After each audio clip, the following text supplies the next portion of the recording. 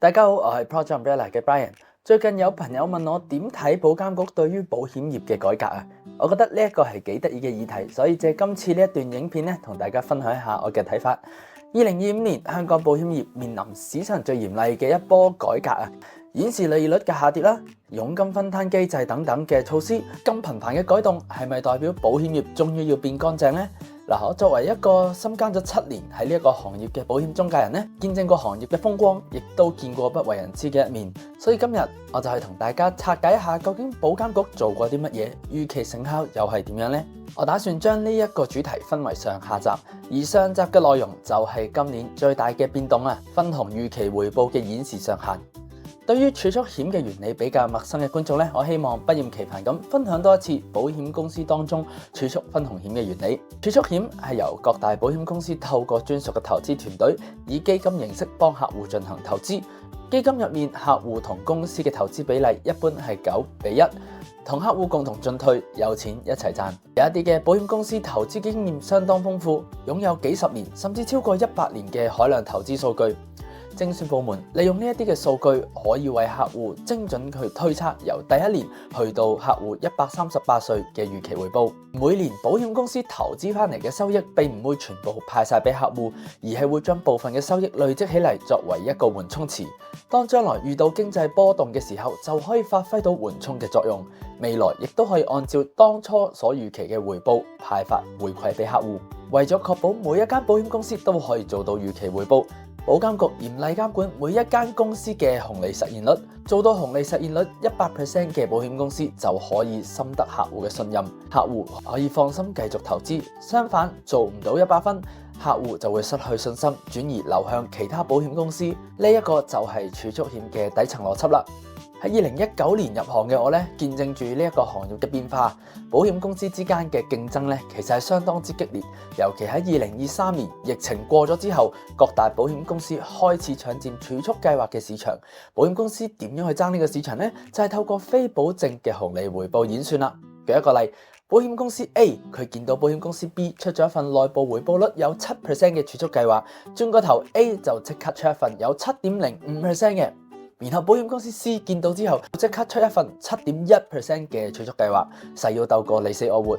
明眼人都睇得出，如果咁樣鬥落去，嗰個內部回報率咪好快去到10%。其實呢一個係相當之唔健康同埋好無謂嘅競爭。有見及此啊，保監局喺2025年7月1日正式落實監管，為咗確保客戶對於分紅保單嘅回報有合理嘅期望，將儲蓄險嘅預期回報率演示上限調整，並且壓低到6到 6.5%。 呢一樣嘢想話俾大家聽，保險唔係一個暴利嘅工具，希望大家可以回歸理性嘅預期。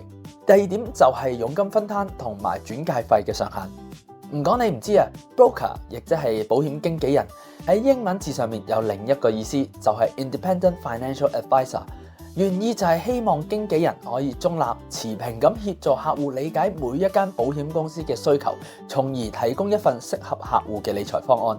但係正因為保險公司之間嘅競爭係相當之激烈，結果造就出嚟係乜嘢呢？就係保險公司為咗吸引客戶去購買自己公司產品，開始喺經紀佣金上面競爭。你派80%，我就派90%；你派90%，我就出95%。咁樣嘅安排就會衍生出3個好大嘅問題。第一，經紀喺金錢利誘底下，唔可能再去客觀了解客戶嘅需求，開始將佣金最高嘅產品推俾客戶，從而賺到最大嘅利益。第二，經紀拎到嘅佣金通常都係一次性，大大咁鼓勵咗經紀去有咁大 sell 咁大。反正做夠1-2年做唔到落去 sell 晒身邊嘅客，咪辭職唔做咯。都知道好多客戶買咗張單又會變咗孤兒單。最重要就係當初投資嘅金額可能太大，造成嘅巨大經濟壓力，反而令到張單去到最後未供完就斷咗，得不償失。第三，造就咗回佣呢一個壞風氣。既然首年嘅佣金咁高，咁梗係回佣去吸引客戶揾自己去投保啦。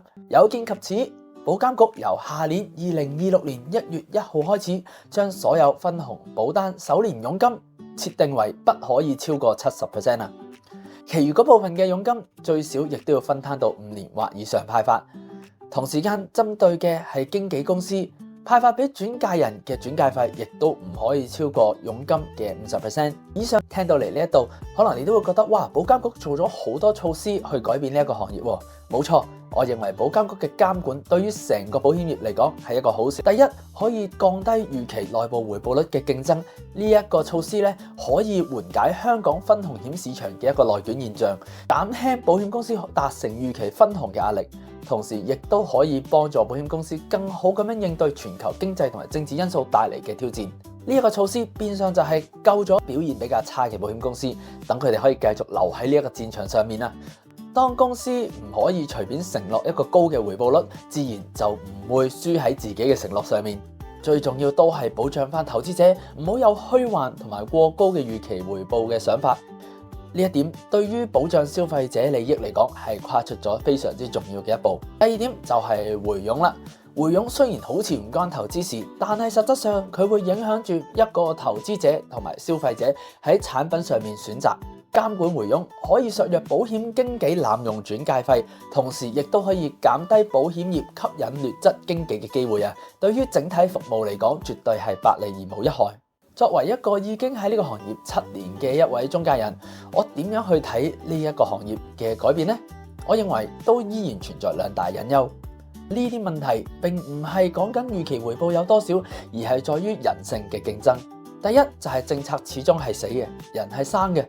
目前嘅監管更多係針對緊數據同埋表面嘅流程，對於隱藏喺台面下面嘅利益輸送同埋人性上面嘅貪心，目前係冇辦法透過法規去改變嘅。經紀首年佣金依然係高過理財顧問，意味住回佣嘅空間依然係好大。而回佣嘅問題一直都存在，無論係經紀又好，顧問都好，都冇辦法完全100%做到 independent financial advisor 呢一個咁重要嘅作用。減低咗回佣嘅空間，可以令投資者更專注去選擇一個真正合適嘅產品，呢一件係好事，不過作用可能相對有限。第二點，我認為更加重要嘅就係紅利實現率嘅競爭問題。即使保監局限制咗保險公司喺紅利天花板上面有一個上限，表面上係可以減低咗過高嘅非保證紅利回報率，可以令紅利實現率更加值得客戶去參考。但係正所謂東家唔打西家，儲蓄險當中嘅非保證回報始終都係非保證，喺一件抽象嘅事物上面添加個框架，其實係一件多餘嘅事情。當保監局唔俾保險公司喺潛在嘅內部回報率上面競爭，聰明嘅保險公司就開始將戰場改變啦，由邊一個可以做到高啲嘅內部回報率，去到究竟邊一間保險公司可以最快做到6.5% 呢一個天花板，所以問題根本冇辦法解決。老實講，無論係保險公司又或者係投資者、消費者，有邊一個唔想賺到多啲錢啦？所以最重要嘅係投資者喺選擇儲蓄計劃嘅時候，一定要知道以下呢3件事。第一，計劃書上面嘅預期回報表僅作參考。如果講參考嘅實用性，紅利實現率絕對係一間保險公司嘅成績表，先至更加值得投資者或者消費者去了解，或者依賴呢一個紅利實現率去做一個投資決定。第二，了解一間保險公司嘅規模。過往公司嘅活動做過啲乜嘢，佢嘅歷史係點樣，甚至乎儲蓄險當中個基金成分係乜嘢，你應該要了解得一清二楚。有個客戶曾經反映過，佢買過一間經常轉手嘅保險公司，佢非常之失望。如果你係客戶，見到間公司成日轉手，你嘅心都唔會好受，係咪？所以揀公司係相當之重要。銀行都會睇 KYC， 你哋做投資嘅時候又何嘗唔需要 KYC 呢？不過最後第3點啦。你要揾一個你值得信賴可靠嘅理財顧問啊，一個唔會淨係同你講紅利回報有幾多嘅顧問，而係可以貼心幫你發掘需求，透過方案解決問題嘅顧問。可能係小朋友嘅成長、讀書、結婚、家庭嘅旅遊、你嘅退休，甚至乎整個家庭嘅傳承，呢一樣嘢先可以真正發揮到理財顧問嘅核心作用。點解理財顧問唔會成日強調投資回報？唔係因為投資回報冇用，而係因為我哋知道真正可以最大化客戶財富，就係透過規劃，透過解決客戶嘅理財需求，對症下藥，俾到一個合適嘅工具佢，呢一樣嘢先至係投資最重要嘅本質。保監局嘅新規例其實係一個好嘅開始，提升咗行業嘅底線，但係佢唔可以代表行業最高嘅標準。儲蓄計劃嘅關鍵並唔係計劃書當中嘅數字，係投資者嘅需求。真正改變到保險業嘅人，並唔係呢一啲規矩，而係一班有心有力、專業嘅理財顧問。唔知你點睇保監局嘅呢一啲改變呢？歡迎你喺下面留言話俾 Brian 聽啊！最後，如果你一直喺度物色緊儲蓄計劃，而你亦都希望有位專業有心嘅理財顧問去協助你規劃未來嘅理財需要，歡迎你揾我 Brian 同你傾下。今集嘅時間差唔多，下一集再見。